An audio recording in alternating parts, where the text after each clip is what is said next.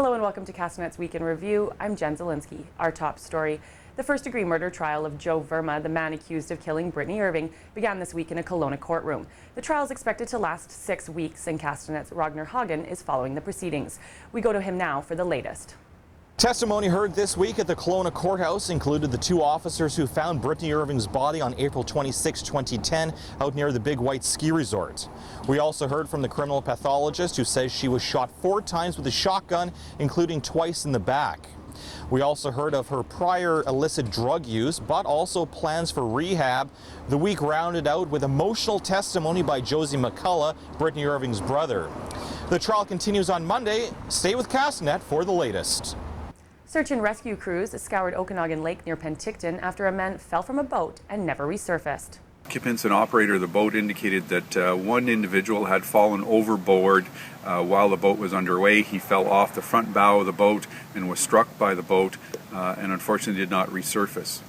The man is said to be 25 years old and from Abbotsford. Divers were brought in to try and recover the body. Premier Christy Clark was in West Kelowna this week for her first cabinet meeting in her new riding.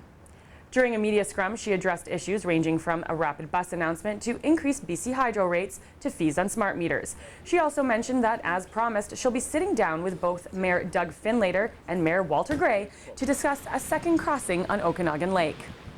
Sensible BC kicked off their province-wide campaign this Monday aimed at decriminalizing marijuana. Volunteer canvassers will have 2 months to collect 10% of signatures in the province's 85 ridings. We are proposing to amend the Police Act so they will stop arresting, detaining, charging anyone for simple possession in the province. At the end of the campaign, if enough signatures are collected, it could force a vote in the legislature or a province-wide non-binding referendum.